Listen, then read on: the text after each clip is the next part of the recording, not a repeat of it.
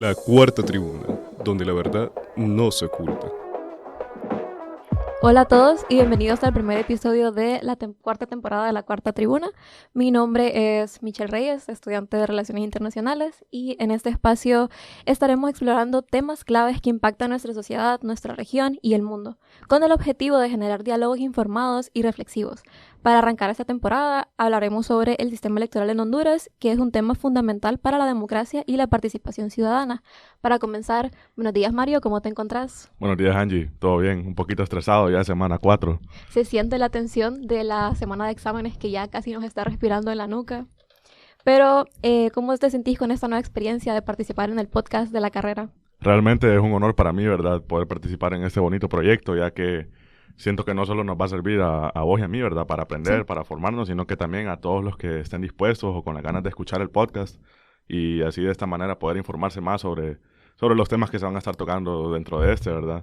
Entonces realmente un bonito proyecto, ¿verdad?, y una bonita experiencia que yo sé que nos va a ayudar bastante.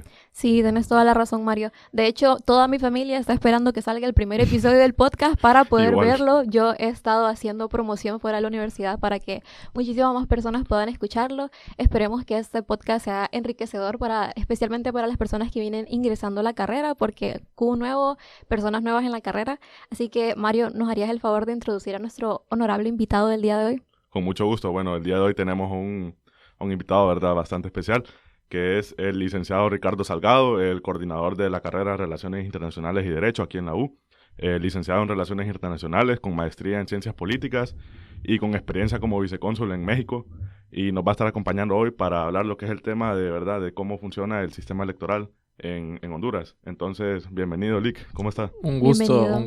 Bienvenidos a todos igual. Ya estamos en semana 4, empezamos la parte buena de los Juegos del Hambre aquí en la universidad.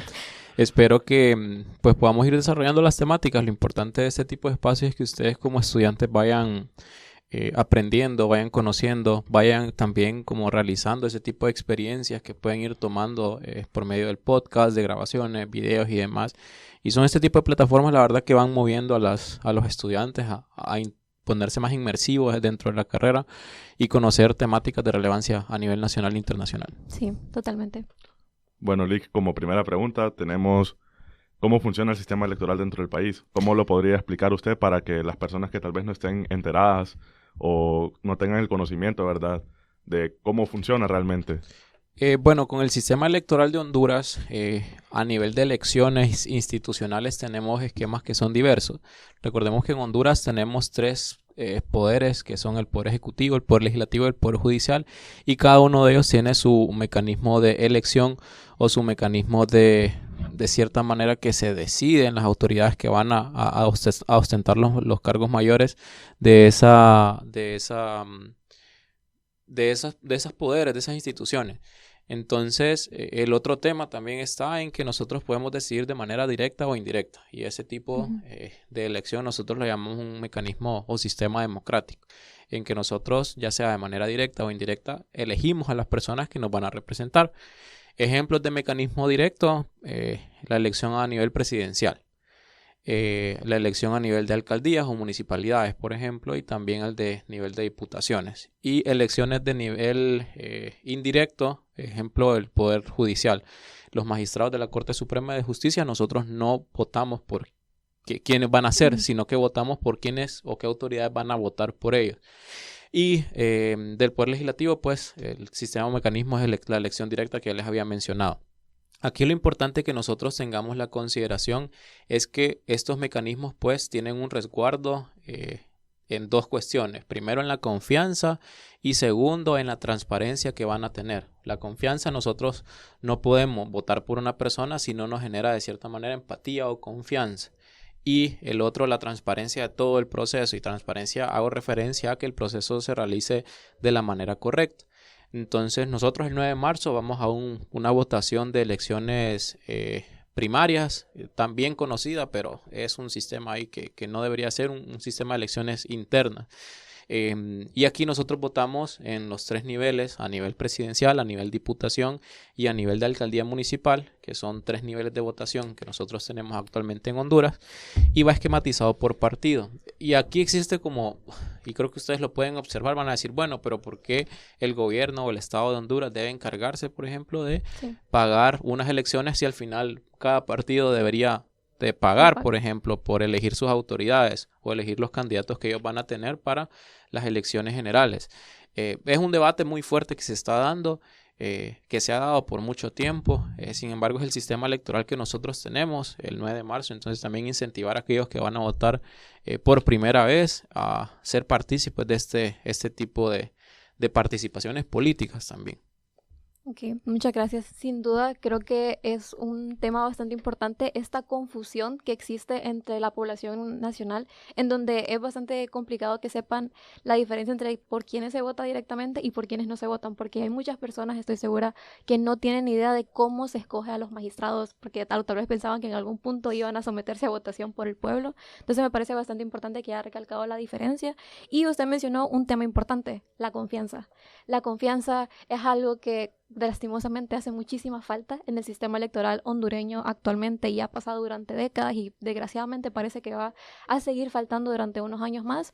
Entonces, con respecto a este tema, ¿usted cree que la desconfianza que existe actualmente en el sistema electoral afecta a la participación ciudadana? Porque yo personalmente sí he escuchado de, ay no, ¿para qué voy a ir a votar si igual se van a robar este voto? Ay, ¿para qué voy a hacer esto si igual no va a salir mi nombre en la papeleta que en realidad sí voté? Entonces, ¿qué nos diría usted al respecto? Sí, el tema de la confianza, a pesar de que no es algo que está institucionalizado en el sentido de que no es como que en la Constitución dice, hay que tener confianza. Y hay un meme incluso que si no confías es porque no hay confianza, algo así, una cuestión así.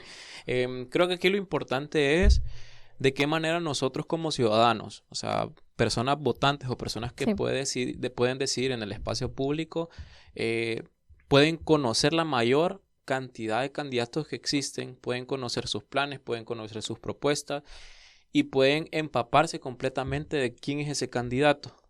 Porque obviamente la confianza no es solamente lo que nosotros vemos o lo que nosotros observamos, sino también lo que la persona, la contraparte, le puede generar a uno. Sí. Y hoy en el marco del Día del Amor y la Amistad, hoy 14 de febrero que estamos grabando este podcast y espero que salga en lo pronto, muchas de las relaciones, por ejemplo, de amistad, de noviazgo, de matrimonio, de cualquier tipo de relación que sea, se basa en la confianza. Entonces, lo mismo sucede con las instituciones. Porque nosotros, por ejemplo, que tenemos nuestra madre, digamos, y ella nos dice, yo voy a pasar a tal hora, nosotros tenemos la confianza de que va a pasar a tal hora. Sí. O nos falta alimentación, nosotros tenemos la confianza de que esta persona, nuestra madre, nuestro tutor o quien sea, nos va a ayudar y nos va a dar de alimentarnos, ¿verdad? Sí. Entonces, la confianza sin duda es un elemento fundamental y yo sí considero que es como un pegamento social que nos permite a nosotros unirnos en los diferentes espacios donde nosotros nos encontramos. En este caso del espectro político, es importante que nosotros tengamos esas consideraciones de que la confianza no solamente es de lo que nosotros vemos, sino también lo que nosotros podemos también percibir, podemos analizar, podemos construir y generar un criterio propio para poder propiciar información.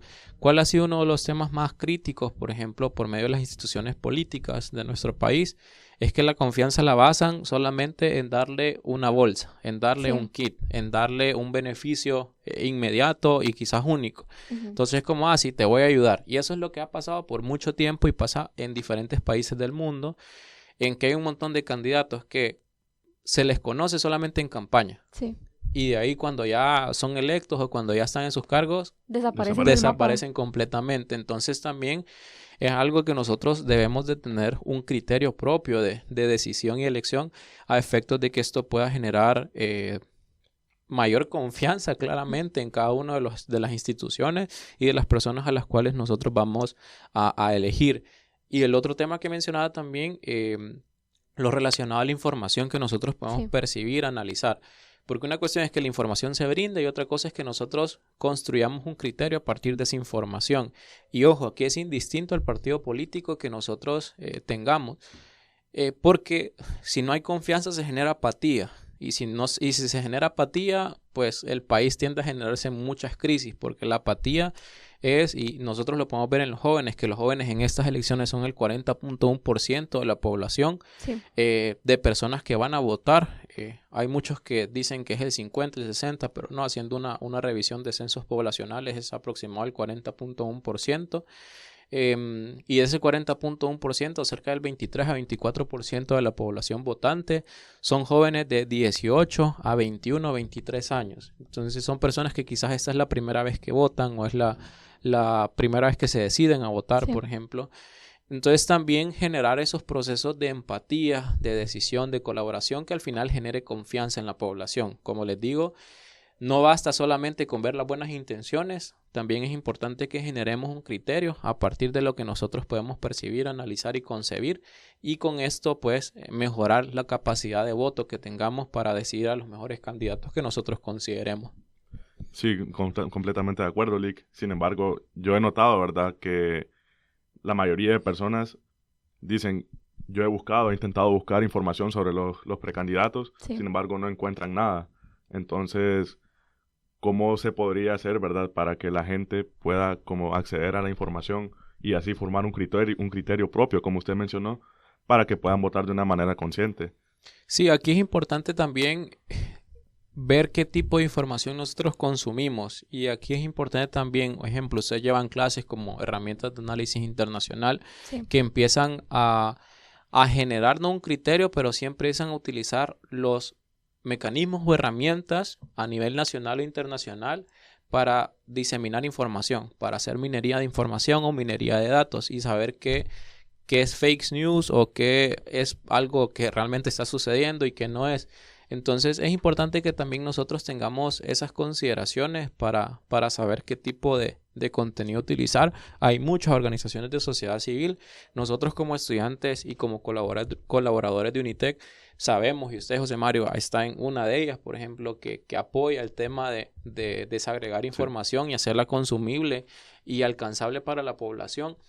Entonces tenemos que apostar a eso. O sea, tenemos que apostar a aquello que nosotros creemos o consideremos que es posible que tengamos una mayor cantidad de información. Ojo, tampoco es el sentido de la saturación, Sí. porque la saturación también nos va a generar o desconocimiento o simplemente no vamos a querer seguir consumiendo ese Sí. tipo de información.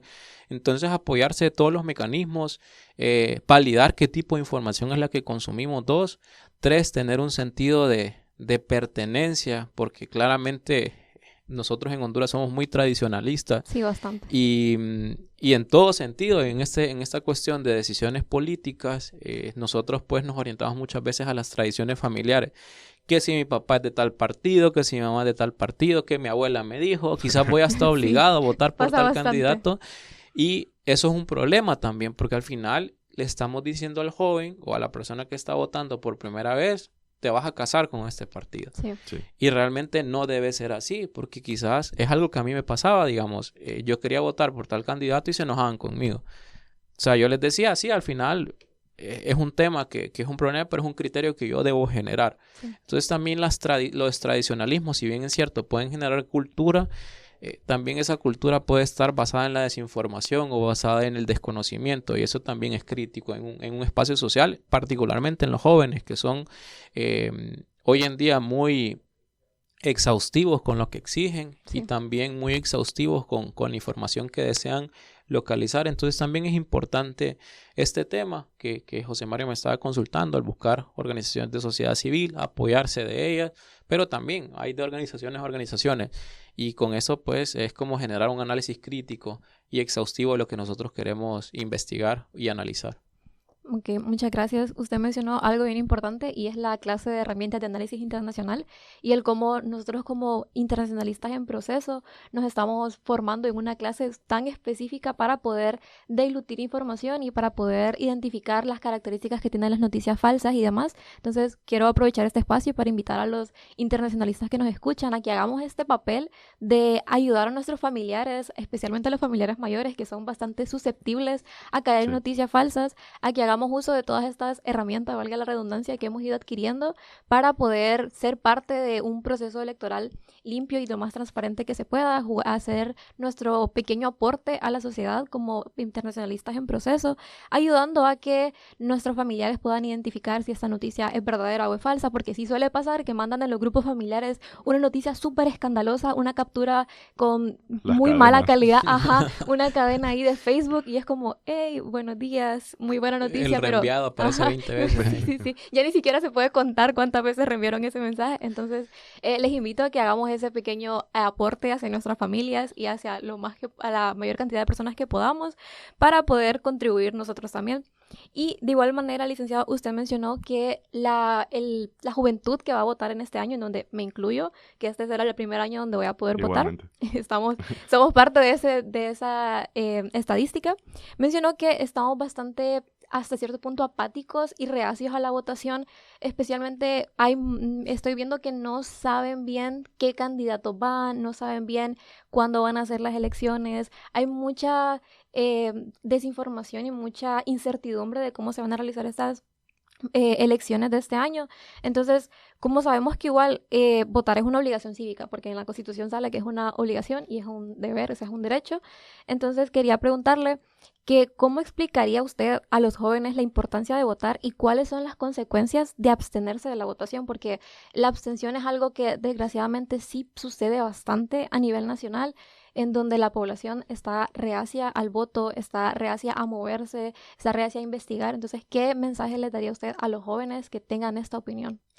Fíjese que aquí hay un montón de campañas que lo más seguro que ustedes las van a escuchar, y una de las campañas que yo he escuchado desde que estoy pequeño es: si no votas, no te quejes. Sí.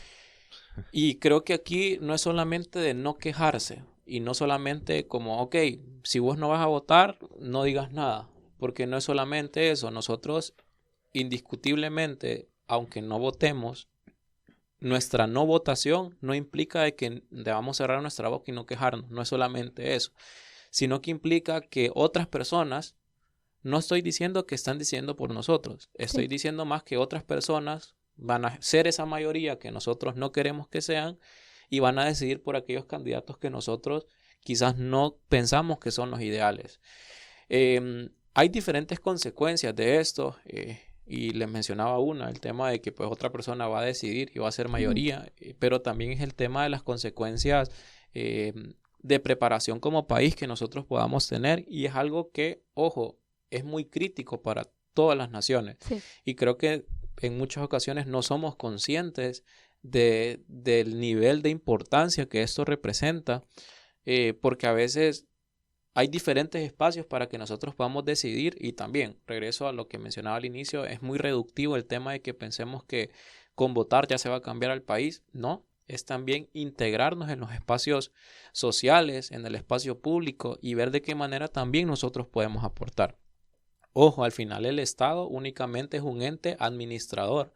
El Estado no lo es todo. O sea, ya pasamos ese paradigma nosotros, donde se indicaba incluso de posterior a la primera, entre la Primera y Segunda Guerra Mundial y posterior a la Segunda también, el tema de que el Estado lo es todo. Sí. Y incluso, o sea, desde los paradigmas clásicos, desde las relaciones internacionales, se mencionaba esto. El Estado ya no es solamente una figura que nos va a brindar todo, y creo que también tenemos que cambiar esa concepción de que voy a votar para también tener yo un beneficio. Voy a votar por este partido porque si voto por este partido me van a contratar en el Estado. Es una idea que está bastante metida en la población, eso de voy a votar por este partido porque él me va a dar esto, me va a dar una plaza acá o va a hacer esto a corto plazo generalmente. Correcto, entonces ese cortoplacismo que nosotros tenemos también afecta. Esa es una de las consecuencias también. O sea, y quizás esas personas no están informadas ni siquiera de los planes, propuestas, misión, visión, valores, objetivos que tenga ese partido político. Entonces también es incentivar y generar un criterio propio de cada uno de los ciudadanos jóvenes que están votando por primera vez, y creo que ustedes que tienen esa bendición de cierta manera de tener educación privada, educación que de cierta manera les está propiciando a ustedes la mayor cantidad de comodidades y espacios en las cuales ustedes pueden inducir un mejor criterio, es que ustedes también motiven a otros jóvenes. Y usted mencionaba, Mayra, por ejemplo, el tema de ok, voy a apoyar a mi familia, por ejemplo, por el tema de las noticias falsas. Sí. Pero ¿por qué mejor también no incentivo a otros jóvenes a decirles como, no, mira, o sea, no voté solamente porque si no votas no te quejas, o sea, no, sino que realmente integrate a los espacios, indistinto sea el partido, o sea el partido rojo, sea el partido negro, sea el partido amarillo, sea el partido verde, sea el partido blanco, cualquiera sea el partido, integrate al partido, integrate al espacio social. Tampoco les digo, o sea, tampoco esperemos que el Estado lo va a resolver todo. Tampoco esperemos que va a venir un mesías de partido político que va a venir a resolvernos todo. Y creo que también, ustedes lo van a ver en TikTok, hay muchos de este tipo de medios de podcast que entrevistan un montón de candidatos. Y a veces el candidato estuvo, digamos, de alcalde por 8 años y empieza a decir, es que este candidato que está ahorita no sirve, que hay un montón de problemas. Y es como, usted tuvo 8 años para hacer lo que usted está diciendo que quiere hacer y no lo hizo. Sí. Entonces, también son esas cuestiones que tenemos, al menos en Honduras he visto que en los últimos 3 años tenemos la tendencia de culpar al otro por nuestras responsabilidades. Y decimos, es que el otro hizo la culpa y yo vengo a arreglarlo. Y 3, 4, 5 años y no hemos arreglado nada. Entonces, eso también genera desmotivación en los jóvenes. Sí. En decir como, es que ¿para qué? O sea, ¿en qué me va a beneficiar? Ajá, total, no va a hacer nada otra vez. Lo va a beneficiar porque va a cambiar su país.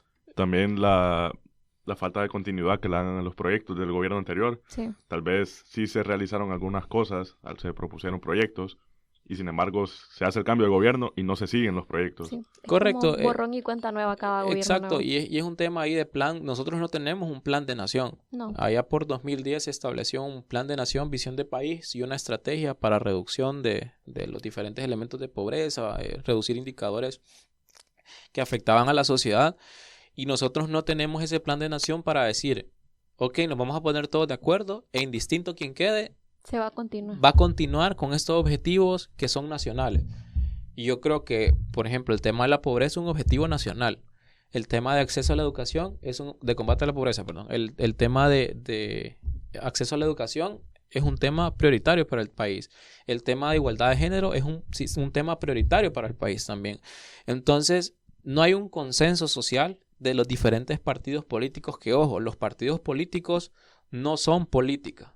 La política la hacemos nosotros todos los días como una acción de poder, de un espacio respecto a otro, de una autoridad respecto a otra, de una persona respecto a otra. Y creo que yo soy bastante enfático en las clases que imparto con el tema de que los partidos políticos simplemente son un puente, son un mecanismo para hacer poder, para hacer política, pero no son la política en su totalidad. Entonces, creo que tenemos impregnado tradicionalmente ese tema de que pensamos política y pensamos en los partidos. Y no debe ser así. Política nosotros la hacemos todos los días. Como les digo, los partidos únicamente son un canal, una vía, un puente para poder hacer política, pero no son la política en su totalidad. Y nos casamos con esa idea de que el partido va a resolver todo. No, el partido no va a resolver todo. O sea, el partido únicamente se va a encargar de administrar los recursos que deben ser limitados para todos, pero de cierta manera deben ser de buena manera distribuidos a efectos de que puedan cumplir con esos objetivos. Entonces nosotros decimos, es que yo miro muchos problemas y veo pocas soluciones, pero también hay que ver las soluciones que se están brindando si también son efectivas o no. Entonces creo que este tema de generar importancia en los jóvenes, en motivarlos, en tratar de reducir esos niveles de apatía, porque apatía siempre va a existir y tampoco se trata de votar por votar. Es más de generar un criterio en el joven, apoyarse en la mayor cantidad de personas que sí le pueden inducir, porque algo que yo digo es, yo no los voy a inducir a que ustedes voten por un candidato, yo simplemente les pongo el panorama y ustedes deciden a su mejor criterio qué panorama es el que debe plantearse y a partir de eso tomar las mejores decisiones. Sí, toda la razón, porque creo que es importante que nosotros hablemos de eso, de la importancia del voto. Personalmente he intentado con mis amigas que están muy lejos del área de relaciones internacionales y de todo lo político, bueno, de todo lo político partidista, Ujú. pues he intentado como recordarles de, hey, el 9 de marzo hay que ir a hacer las votaciones, hey, en marzo, ¿ya vieron dónde les va a tocar votar? ¿Ya vieron en la página dónde les va a tocar votar este año? De igual forma, yo ya estoy informada, aviso, ¿verdad?, de que dónde me toca votar cerca de aquí, gracias a Dios, porque así no voy a manejar mucho. Entonces, de igual manera, aprovechando el espacio, les recordamos que por favor voten con conciencia, voten con conocimiento, con criterio, y como dijo el licenciado, no nos casemos con un partido, no hagamos de un partido político una tradición familiar que no se puede romper porque se va a caer la casa o algo por el estilo, sino que hagamos lo que podemos, que es investigar, generar un pensamiento propio y crítico, y votemos con total y absoluta libertad y conciencia de lo que estamos haciendo en este momento. Sí, correcto, Angie. Y con esto que mencionabas, ¿verdad? Que la mayoría de tus amigas, y no solo de tus amigas, sino de los jóvenes en Sí. general, no saben, como es primera vez que van a ir a votar, Ajá. no saben como la diferencia entre el sistema general electoral con y el proceso de las elecciones. Entonces, en base a esto, Lick, ¿cuál es la diferencia, verdad, entre sistema y proceso electoral dentro de Honduras o en estas elecciones primarias o internas? ¿Qué es lo que van a ir a hacer los jóvenes que tal vez no estén enterados?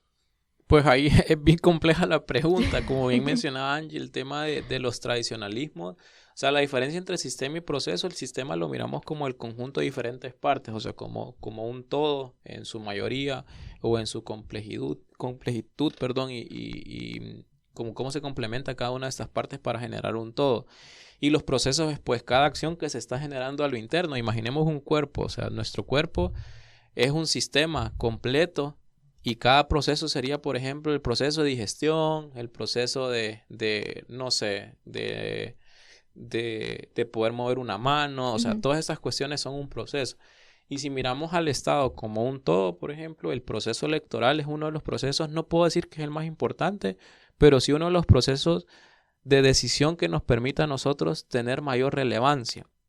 Porque realmente en este punto no es el candidato quien está teniendo relevancia, es la persona que va a votar. Mencionaba allí también, es un derecho y una obligación cívica que nosotros tenemos y que debemos romper esta tradición de cierta manera familiar que tenemos Sí. sobre los partidos políticos.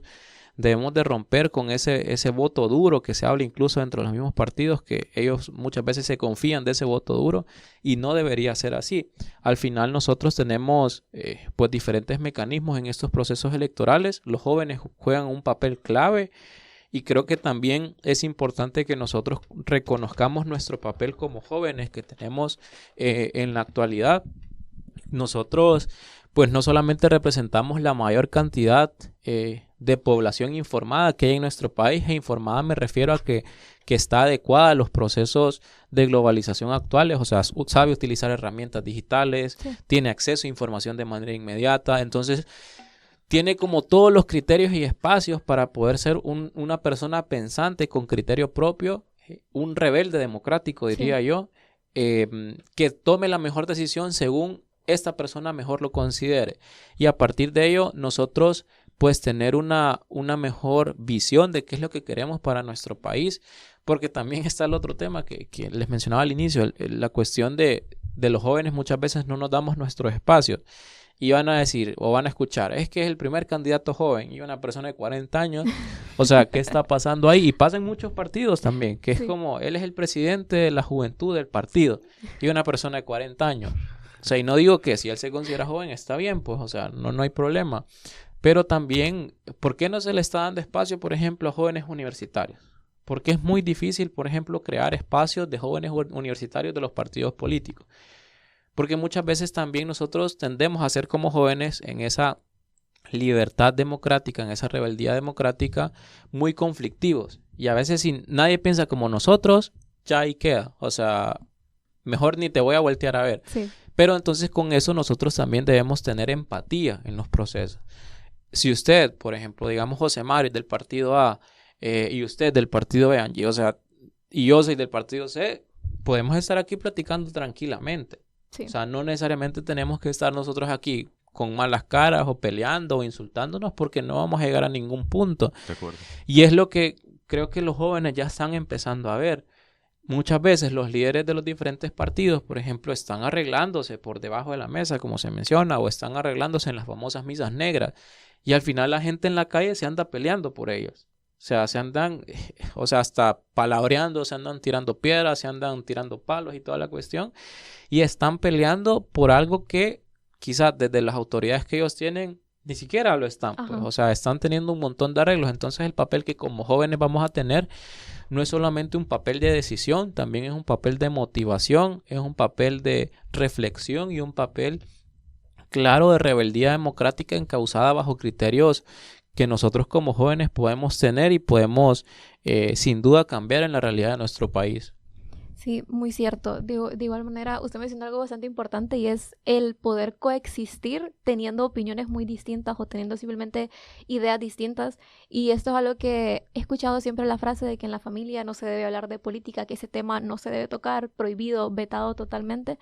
Pero creo que este es un momento para dejar de lado esa tradición también, ese pensamiento de no hablar de política en familia, porque considero que es bastante importante, es muy, muy importante que toquemos estos temas. Porque algo que hablaba con mi familia era de decirles, sí, todos tenemos como una visión muy distinta de cada candidato. Entonces es como, no nos peleemos porque no vamos a llegar a ningún lugar, no vamos a conseguir absolutamente nada si estamos discutiendo, porque estos candidatos están en sus casas en este momento y nosotros estamos aquí en el carro en medio de una cena casi vamos a cenar, perdón, y estamos aquí discutiendo casi que tirándonos del carro uno del otro. Que hasta con malas caras. Ajá, sí, de que, ay, no, ya no, vámonos a la casa de nuevo. Ajá, sí. Y antes de que sigamos con la siguiente pregunta, algo que me pasó a mí y algo que a muchas personas se los he comentado, yo sí tuve un desgaste de pensamiento político muy intenso, o sea, allá como por el 2017, 2018 que yo trabajaba en sector público y después tuve la oportunidad de irme al extranjero. Sí miraba yo de cerca, por ejemplo, las necesidades de la población y cómo muchas veces una decisión unilateral de alguien podía cambiar la realidad de esa persona. Sí. Y a veces quizás no se permitía ni poder escuchar a las personas. Entonces yo decía, bueno, pero se supone que el Estado es un ente administrador. El Estado y el sector público son entes en beneficio de la mayor cantidad de las personas para generar criterios de igualdad y criterios de equidad entre todos. Entonces este desgaste que yo les menciono, incluso yo me cerraba a hablar de política. O sea, y me cerraba completamente a hablar de política por lo mismo que usted decía, es que aquí no se habla de política. Ajá. Y yo me cerraba completamente. Y cuando se hablaba de eso, evadía las pláticas. Por el mismo desgaste que se generaba. Y sí, fue un periodo que yo reflexioné. No digo que ahorita ya soy muy abierto a hablar de política y tampoco es que lo evito. Simplemente es como razonar mejor las cosas y a partir de ello empezar a generar criterios, pues porque uno también como joven, ustedes como más jóvenes todavía, deben saber que son entes de cambio y pueden ser entes motivadores para otros jóvenes que quizás tengan desconocimiento. Ustedes que están en la universidad, por ejemplo, no necesariamente de las áreas de ciencias sociales como relaciones o derecho, tienen que saber usted full de política, o sea, otra persona de mercadotecnia, otra persona de psicología, otra persona de medicina, otra persona de cualquier otra carrera también tiene derecho a saber de política y también tiene la obligación de generar espacios o pensamientos bajo un criterio unificado como joven o como particular para tomar una mejor decisión. Sí. Tiene razón, porque creo que esto viene de la idea de solo las personas que estudian ciencias políticas o relaciones internacionales o derecho son los únicos que debemos saber de política. Sí, correcto. Y eso genera que se vayan excluyendo el resto de la población cuando la política somos todos, la política nos involucra de manera obligatoria a todos. Entonces creo que es importante ir poco a poco quitándonos estos estigmas que hemos ido trayendo, que hemos ido cargando a lo largo de todo nuestro crecimiento y a lo largo de generaciones, irnos despegando de un montón de ideas. Y creo que estos espacios son bastante importantes para poder despegarnos de estas ideas antiguas que hemos tenido arraigadas al pensamiento.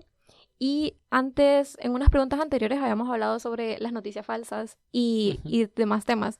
¿Cómo cree usted que afecta la proliferación de noticias falsas y la desinformación en la confianza de la ciudadanía hacia el sistema electoral? Porque hemos hablado de la importancia de la confianza y hemos hablado de las noticias falsas y de cómo hemos ido adquiriendo herramientas para poder identificarlas. Entonces, ¿qué nos diría usted al respecto de esto? Bueno, una puede ser causal de la otra. El tema de las noticias falsas genera desinformación. Y creo que ahí nuestras mamás o nuestros papás son bien son bien Sí. compulsivos al Sí. momento de compartir información. Mi mamá la amo mucho y todo, y a veces ella me comparte información de que, hijo, ¿vos crees que eso esté pasando? Y a veces como es que el país lo vendieron a otro país y Sí. ya vamos a tener que todos dejar nuestras vidas. Y tampoco es Sí. así, ¿verdad? Sí considero que nosotros debemos tomar la información de una manera genérica y no como predisponernos a escuchar o a leer esa información. Obviamente, lo que va a cambiar nuestra realidad respecto a esa información es de qué manera nosotros la analizamos, la sistematizamos, la hacemos propia y verificamos realmente si lo que se está diciendo es real o no. Sí. Y a partir de ello nosotros vamos a poder decir, si es que esto es desinformación y esto es información.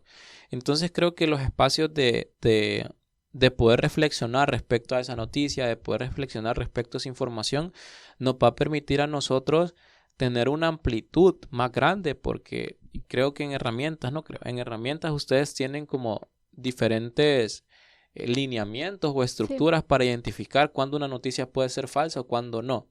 Y todos hemos caído en eso, o sea, Sí. Sí. todos en algún momento de nuestra vida hemos caído en una noticia falsa. Y hoy en día, o sea, recuerdo, ayer creo que habían mandado un enlace a un grupo de académicos, o sea, a nivel, Todos a son nivel, a vulnerables. nivel nacional, y no es de aquí de Unitec, sino de otro espacio de universidades, donde mandaban una noticia de que el gobierno te va a dar un bono de $1,000 Jue- Qué bendición. si te dice. inscribís Dios aquí en mío. este enlace. esta cuestión es Súper falso. Hubiera falso. aprovechado, Lick. Porque hubiera aprovechado de una vez Sí, hombre, para... nos Sí, hubiera hombre. invitado a comer para San Valentín. Sí, hombre, hubiéramos aprovechado dándole clic al enlace. Pero, ¿cómo supe yo que era noticia falsa? Primero, identificar cuando la noticia es phishing o cuando la noticia es de correo no deseado o cuando llega así de manera tan onerosa Sí. a decir que le va a regalar dinero si usted ingresa a Muy tal enlace. sensacionalista. Correcto, entonces se agarraban del tema con esta cuestión de las personas que están retornando Ujú. de parte de Estados Unidos y que se les va a dar un bono. Entonces estaban agarrando de eso para decir, sí, Le van a dar uno todos, es a todos. Y yo, puchica, hay pisto en el, Dios mío. hay pisto en el gobierno. Entonces también identificar esas cuestiones. Yo les mencionaba como, no, ustedes revisan la noticia, yo considero que es falsa, sin necesidad de pelearme con la persona, sin necesidad de ser tan pedante incluso con Ujú. la persona, simplemente decirle como, revisa, tenga cuidado con ese tipo de enlaces porque también puede ser un tema de robo de datos e información. Claro. Entonces, tener cuidado con esas cuestiones de las noticias falsas, tener cuidado con este tema de cuál es nuestro rol como jóvenes y poder motivar a otros a que no piensen como nosotros, simplemente que tenga un criterio propio, indistinto si es similar al de nosotros o no. Si no es igual al de nosotros, pues tomar los debates con altura, las conversaciones con Sí. altura. No todo el tiempo tiene que estarse hablando de política, o sea, hay otras cuestiones en la vida que también son importantes.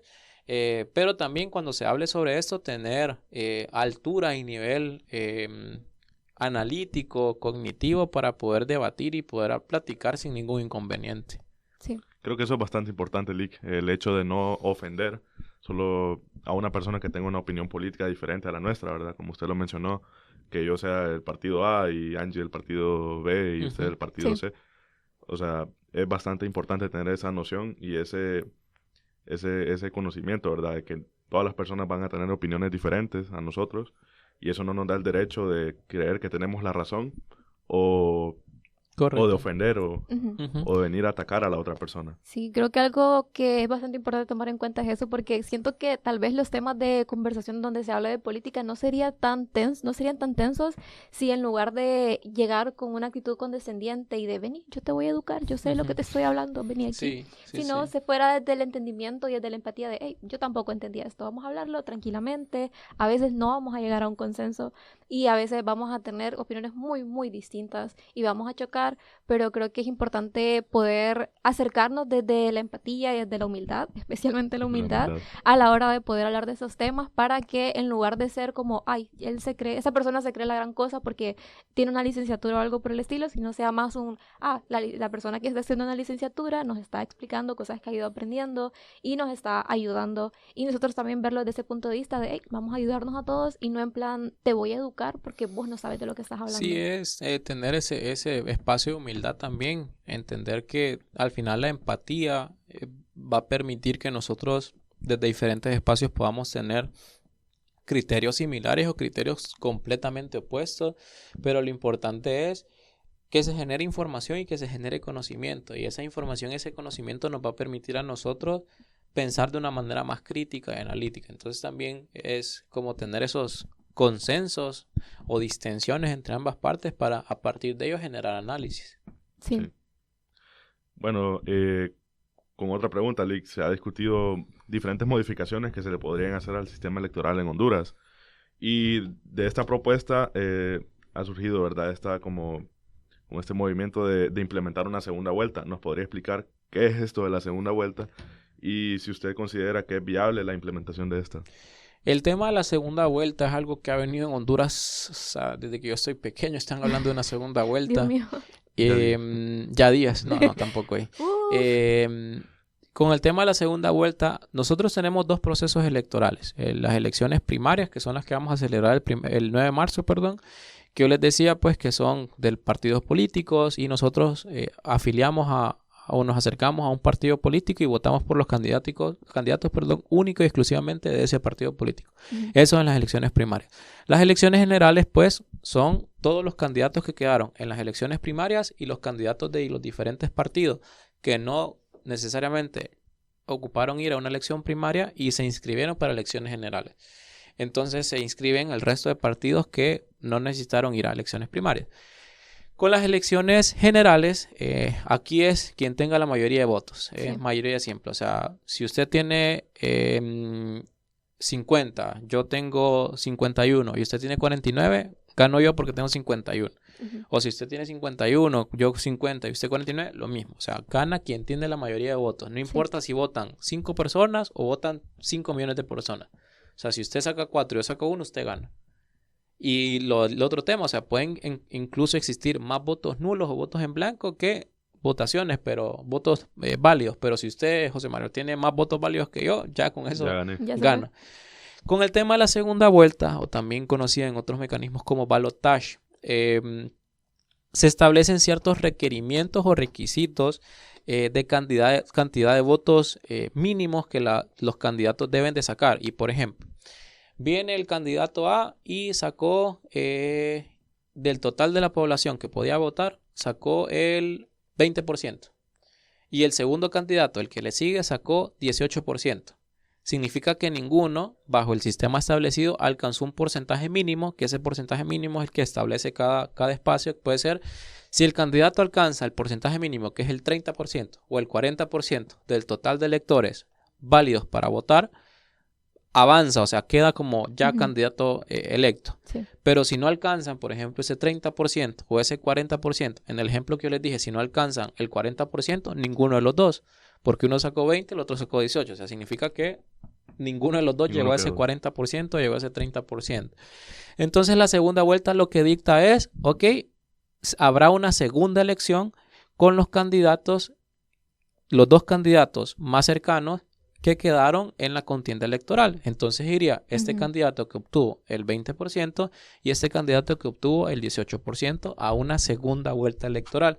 Únicamente esos dos candidatos. O sea, ya no habría elecciones ni de diputados, no habría elecciones de alcaldías, porque esos ya fueron electos en la elección general.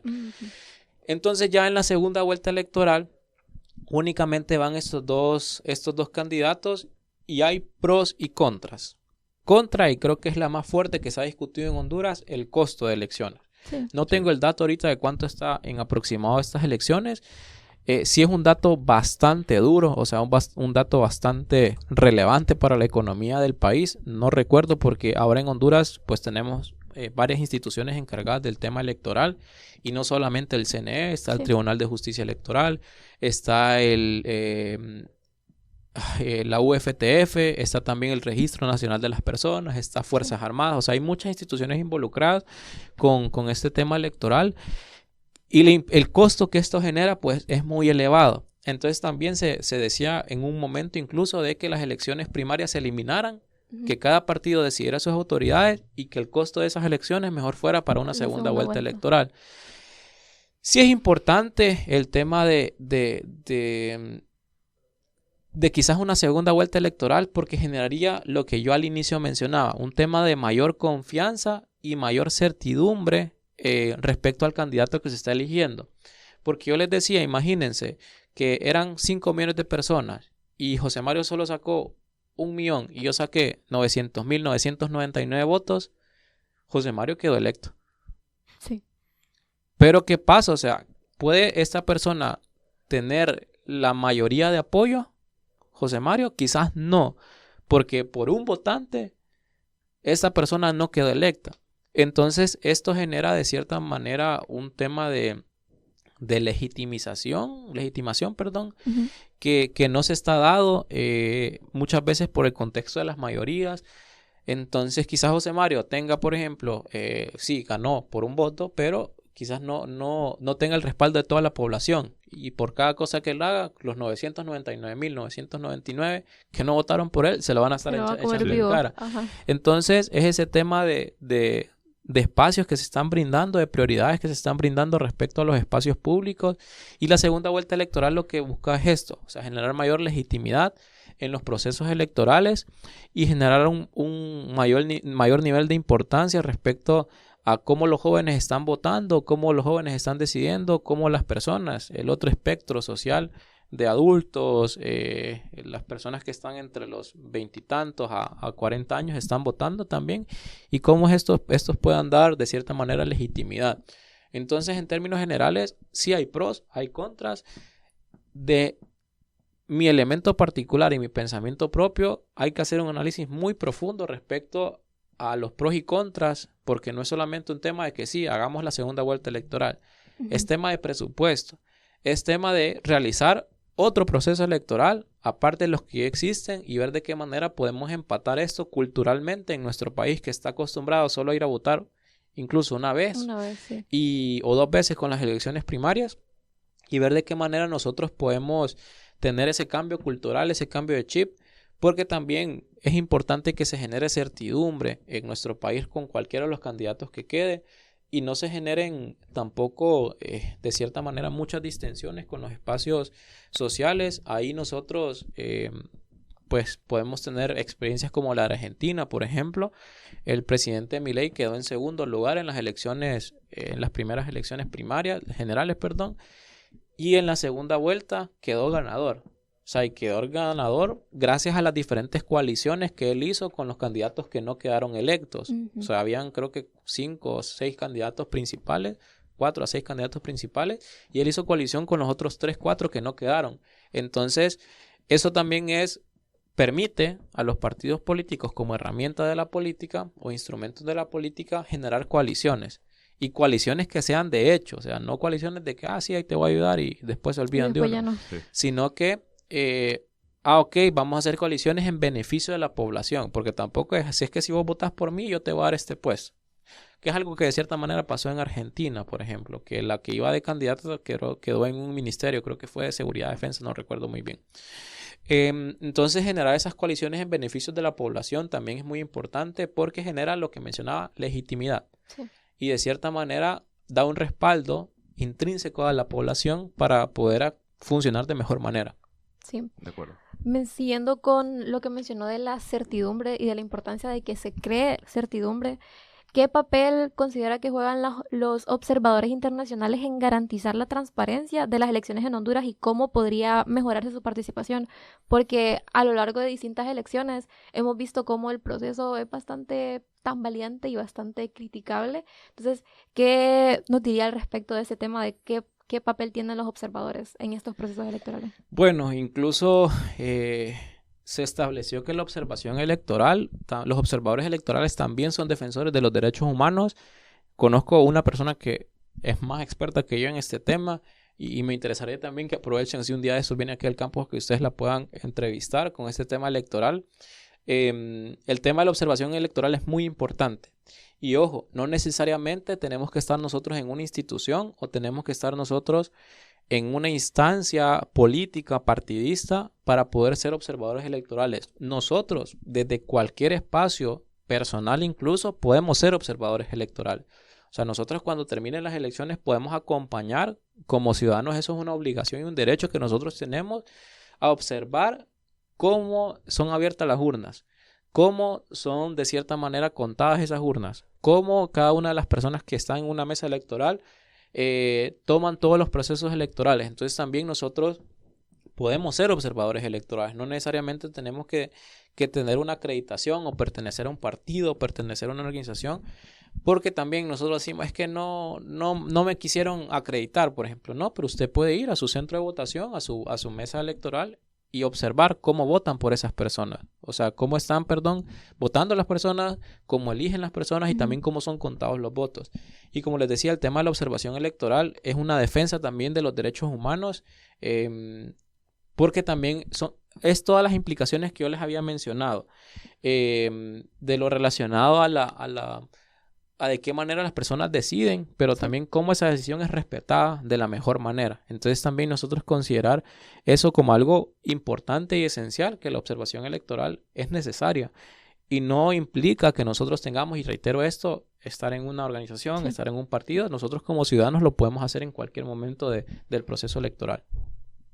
Sí, de acuerdo, Lick. Entonces, como para ir finalizando, ¿verdad? Como usted mencionaba, lo de la certidumbre, la importancia que es, ¿verdad? ¿Qué medidas podrían tomarse para fortalecer la confianza de la población en ejercer el voto? ¿Qué es lo que diría usted al respecto de esto, verdad?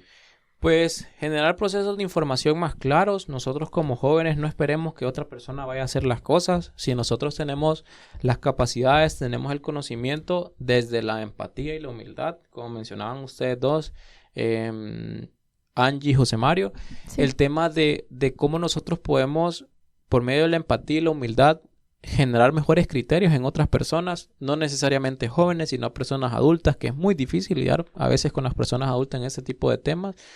Poder generar criterios en ellos, poder generar espacios informados, poder participar colectivamente en las decisiones. Al final, el proceso electoral es únicamente un proceso dentro de todo el espacio democrático, todos los espacios de decisiones que nosotros tenemos. Muchas personas desconocen, por ejemplo, que nosotros podemos participar activamente. Yo les decía al inicio, el tema de la democracia participativa y el tema de la democracia representativa. Los procesos electorales son un proceso de democracia representativa. ¿Cómo nosotros podemos participar? Agregándonos a organizaciones de sociedad civil, participando desde nuestra comunidad en las decisiones de nuestra comunidad, participando en espacios de reuniones colectivas. Por ejemplo, cuando nosotros decimos es que este derecho está siendo violentado, voy a marchar, a ponerme en huelga, por ejemplo, sin violar los derechos de otras personas, por la valoración de esto de manera colectiva.